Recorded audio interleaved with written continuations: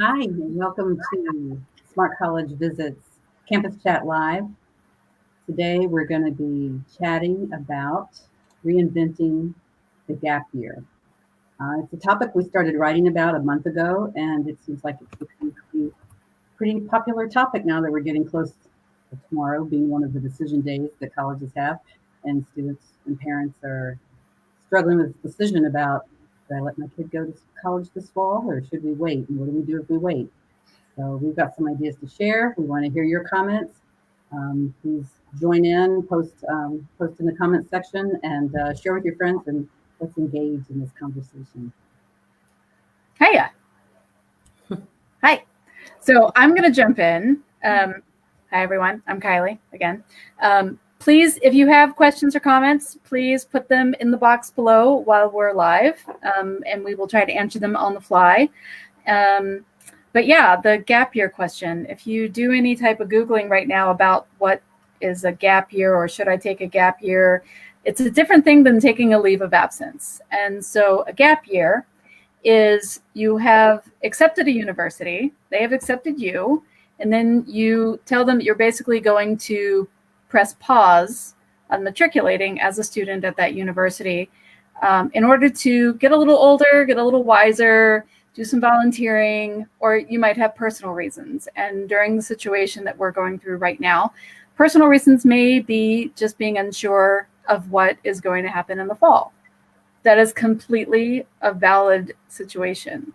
So we're going to talk some more about gap year. A leave of absence is you have already matriculated at a university. You could be a freshman or a sophomore, junior, etc., and you've decided to also press pause. And so working with your advisor and the university's registrar, you submit a leave of absence, which means you're not going to sign up for classes in the upcoming semester. It's not like a summer course or anything like that, but since you're expected to sign up for fall and spring classes as a full-time student, you're not going to do that. And so again, you have to work with your advisor to do that, especially if you want to take other classes, et cetera, and we'll talk about that as well. And there's so many different factors going on right now with gap year, leave of absence, cost, room and board, travel, all of these things are coming into play. So that's just starting that off. And yes, I'm going to have the shandy while we're talking. So. And I'm Kelly, and part of my past experience included being one of the people who would approve students' requests for a gap year. And so if you've already been offered admission to a college and you are thinking about doing a gap year instead of matriculating, one of the first things you need to do is be in touch with the admissions office at that university. And most of them are going to ask that you submit a request to defer your enrollment, is basically what it's called. And so they don't have to approve that. You've been offered admission for the fall of 2020. It is not automatic that you also then subsequently are offered admission for the fall of 2021. You have to ask permission for that offer to extend to the next year. So if you're thinking about doing that, that's definitely one of the first things you need to do. Now, some institutions are going to require that you still pay that matriculation fee in order to hold your space for that next fall. And then others are just going to say, okay, we've got it on file. You'll receive a new offer letter, next year. So you need to clarify with your institution which path they tend to go with on that. But the other thing you need to keep in mind is they could say no. So they don't have to tell you that you can defer enrollment, in which case you would have to reapply for admission the next year. So that is something to consider. I will say that in most cases, requests to defer are granted. However, because of all the uncertainty this year, colleges could be a little bit more strict with that. They may not want to grant quite as many deferrals as usual. So just keep that in mind, ask questions, don't hesitate to reach out and contact those admissions offices now. Right. And along those lines, you're going to hear a lot about from colleges about the shortfall that they're going to be experiencing due to loss of money this semester, loss of money over the summer. And then for every student that doesn't show up on campus in the fall, whatever that fall semester might be, delayed start or online or whatever, that's dollars not going into the pockets of the university. So if you decide to take a gap year, that's money that they had already figured out in their algorithms that you were going to accept, and you were going to be a student on campus paying tuition. If you decide to defer that admission to the next year for a gap year, you're not going to be paying that money, and they're not going to be as happy about that because there's going to be a lot of uncertainty about that. So you really need to be careful and keep that in mind. I have always been a big fan of the gap year. I think it's a great way to get experience and get a little bit older. And colleges love students that are a little bit older and a little bit wiser and have gotten some more real world time under their belts. But right now, that real world experience for students is not going to be translating into dollars for colleges and universities, and they're going to need the money. So like Kelly said, make sure and really talk to the admissions counselors, to the registrar. Again, if you're doing a leave of absence, you really need to make sure that it is accepted and certified that you will be back. Because and to piggyback on that, Kylie, the other thing that kids need to remember is, in many cases, that year between high school and then if you take a year before you enroll as a freshman, the traditional gap year, you're not allowed to take classes. Right. In other words, the college is like, hey, we're holding your space because you said you didn't want to enroll in college this year. Exactly. So it's not like you can go take courses at the community college during the gap year. So, if your plan is, in fact, to go ahead and take courses at a community college this summer, and I think we'll probably talk about some other options as well, but just understand that the traditional definition of a gap year includes a lot of things: volunteer work, internships, jobs, passion projects, which I'm a big fan of. But it does not traditionally include enrollment in any type of course credit. Right. Kelly, does that mean even if a student wants to take like welding, I mean, something that is just a skill rather than a academic college transferable credit class? Okay, so typically if it is a class that would not transfer to that institution, in other words, something that college doesn't offer anyway, that might be approved. You would still want to get that in writing, but since that course would never come onto your transcript for the college that you'd be matriculating to in the future, then it wouldn't really be part of your academic record there. So they might be more flexible with that, but they're not going to want you to enroll in anything that would transfer for academic credit because that's creating and altering your academic record. Right. It changes your status too. It could change your status too. You end up becoming a transfer as opposed to a freshman student. Right. So depending on the number of hours and so forth, and even if you keep it to like 3 or 6 hours where you're not really going to be a transfer student, colleges, the other thing they don't want you to do is risk taking a class and getting a bad grade. Yeah. Because a lot of colleges have sort of I should say practice instead of policy, that they're not going to enroll students who have a cumulative GPA below, say, a 2.0. And so if you did just decide to try your hand at something at a local community college and you ended up getting like a D in that class, they might not be able to honor your offer of admission because you've altered your academic record and you're no longer admissible. Right. And so then you have to reapply again. And correct. And with a D as your most recent work, you probably wouldn't be offered admission. You don't want to do that. On the flip side, if you are already a matriculated student and you want to take a leave of absence, if you go to your advisor and say, I want to take a leave of absence and stay at home due to personal reasons, due to the coronavirus, travel, expenses, etc., can I knock out a couple of core classes at the local community college? All of that has to be approved before you enroll in those classes to make sure that it's okay with your degree awarding university that you transfer those classes in. And that has to be vetted long before you put together that plan. Again, a lot of students do those core classes in the summer, when they're not taking full-time classes at their university, and that's completely fine too. Again, you have to make sure that they transfer. But taking that leave of absence and having a leave of absence layered on top of those community classes can, especially in this situation, create another web of problem for your matriculating university and the one that you're going to get the degree from. So when in doubt, always contact your advisor. Always make sure that you've got the seal of approval on anything that you want to do. If it's saving money by living at home and not taking a semester or a year at your current university and taking classes at home, make sure that it's okay and have it in writing like 4 different times in 4 different ways, because otherwise they may not give you credit for that and you'll end up taking those classes twice. And nobody needs to do that in this day and age, especially with the money involved. So, but yeah, taking welding, taking something that's an elective, if you're able to do that, but it's not something that's going to be applied to your major count, it can never hurt. I did that a couple of times at my local college when I went back home. Again, it wasn't in this kind of situation. I didn't have a leave of absence, but I worked really closely with my advisor to make sure that the classes that I was taking, they could either fit into something or they were just extras. And at the end, I ended up getting like 3 minors because of all of those credits. So yeah, you really just have to talk with your advisor about anything that you're going to be doing. Because yeah, there's a lot of uncertainty going on. And if you are going to take, we were talking about the gap year versus leave of absence.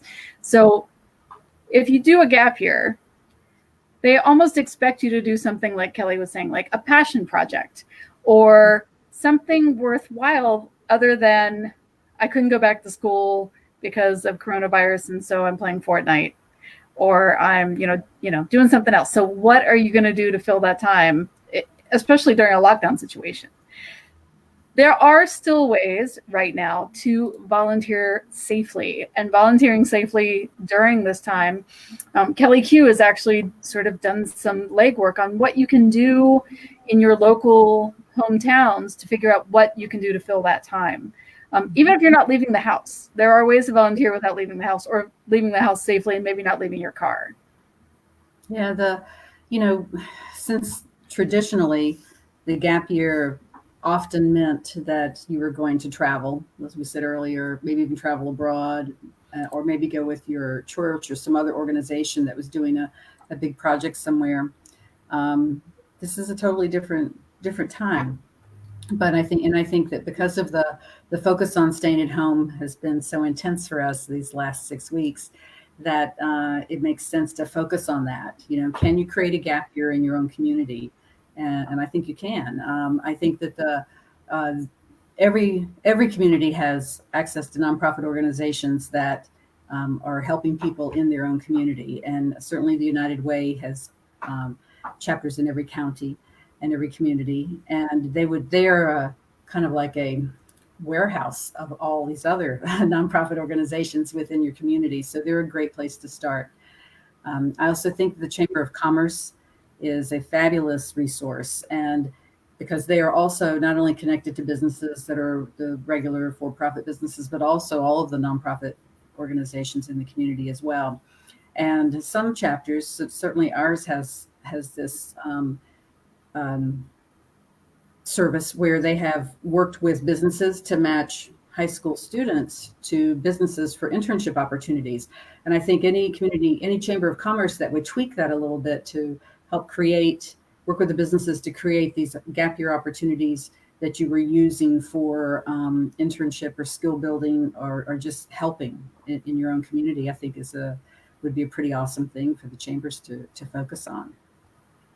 Yeah, and I think there's going to be more of those opportunities as everything shakes out over the summer. And I mean, right now we don't know what the populations are going to be, what schools are going to reopen, what groups of students are going to decide to stay home. Universities don't know that either. There's been a lot of, in the last couple of days, press releases and announcements from different universities about what they're going to do in the fall. We don't know what that's actually going to shape up. If somebody would have told us in January when everybody went back to school that all of this was going to be going on, nobody would have believed it. We're dealing with 5 months from now into September. So again, we don't know what's going to be happening. So we need to plan, but plan in pencil is what I've been telling people. It's great to have a planner and it's great to have dates, in your head of things that, you want to do, but make sure it's done in pencil as opposed to pen, because we don't know what's going to be going on. But yeah, if you've decided to take a gap year or you're considering taking a gap year, work now at April 30th, May 1st, to figure out how to fill that time and do it productively, so that when you do contact your registrar immediately, if not sooner, you already can tell them, I've already been in contact with the food bank or United Way or the Red Cross or, Meals on Wheels, all of these things that to show that you're already trying to work to create opportunities for yourself and better your communities. And that's not saying that it's not important for you to do that out of the goodness of your heart, but you need to document these things for your universities. And having been someone who would receive those requests, and this speaks more to the gap year for the entering freshmen, not the leave of absence for the older students. But, like I said, we granted most of the requests, but the ones that we didn't grant were the students without a plan. Right. You have to have a solid reason why you would not be enrolling in that college. And just, I'm scared of coronavirus is probably not quite enough. So you do want to make sure you're formulating some kind of plan. And again, volunteer work through some of the agencies that Kelly mentioned would be an awesome plan. Yes. It could be more organic volunteer work that you just know your community and you know what they need. That's fine.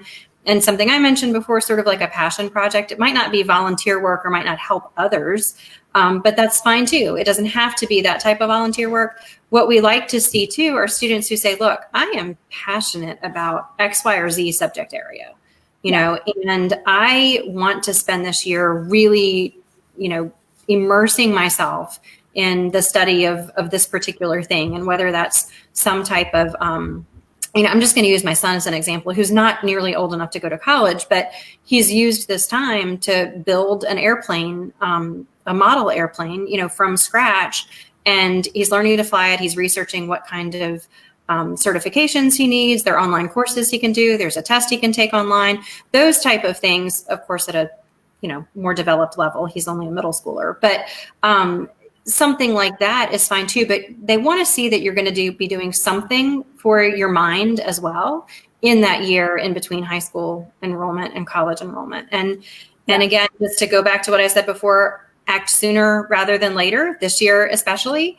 Even if you're not sure of your plans, especially if you're not sure of your plans, I would probably go ahead and send that matriculation deposit, save that space, and then send the request to ask, whether or not it's okay to wait a year to enroll. I just think that this is a year of uncertainties, and probably better safe than sorry. If you end up not going and they don't approve the defer, you probably have lost your matriculation deposit. But in the grand scheme of college tuition, that's a drop in the bucket. It is. And there could be, due to all of the uncertainties, your second choice school might go, absolutely, take a gap year. We can't wait to see you next year. We love you. And maybe that's the path that you were supposed to take anyway. So you just never know. So we're at about almost 20 minutes. So I'm just going to kind of wrap up by saying that everything that we are talking about today, we're going to have in our newsletter. It goes out every other week. Not the week that we do our Campus Chat lives, but our Campus Chat Not Lives newsletter will be going out next week. So unlive, not dead, like our zombie Campus Chat. So if you're interested in signing up for that newsletter, you can do so at our website. And we're also going to be writing some more about the gap year. Again, tomorrow's May 1st. It's traditionally like a really fun day for college seniors to finally broadcast what they're going to be doing for college. And so there's been some damper on that. And if you have made a choice, we're really excited about that. Share that with us. Tweet what you've decided to do. Send us a picture, tag us in a picture of you and your new college duds. Your parents, hanging flags outside. It's still an exciting time. It's still going to be the next chapter in your life. The chapter may not start out as a traditional chapter, but that doesn't mean that it's not going to be any less special in the long run. Chapters that are start out untraditional usually end up, something a little bit more special, definitely more memorable. So I'll give it that. This is all going to be memorable. So anybody else have anything else to say before I sign us off for the day? No, just stay tuned. More good information to come. Hooray. Happy May, everybody. See you later. Bye.